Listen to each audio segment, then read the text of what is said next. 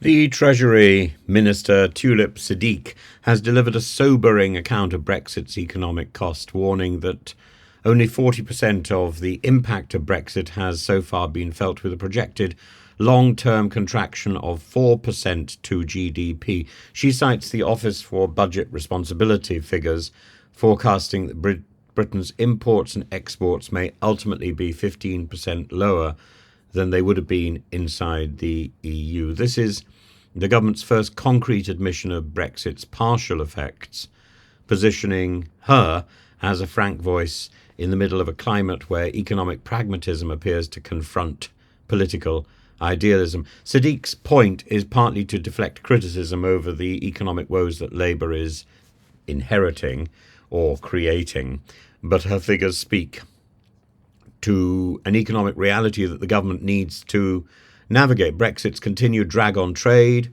slowed growth, and the very real price tag of £23.8 billion paid to Brussels post-departure, with £6.4 billion still outstanding.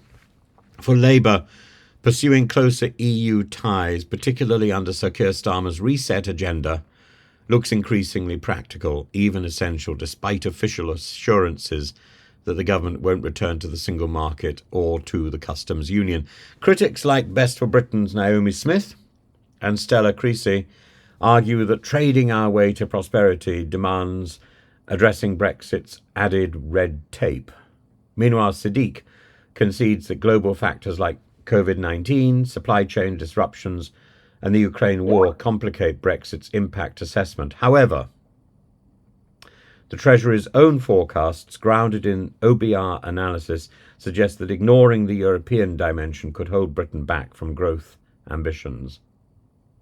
Pro-Brexit voices such as Democracy Movement Stuart Costa remain optimistic, suggesting that post-Brexit Britain has outpaced European growth. I have yet to see that. Yet Siddiq's words add gravitas to the call for honest economic debate and reflect Labour's pragmatic stance that while making Brexit work may be an oxymoron, fixing its worst complications remains an urgent necessity.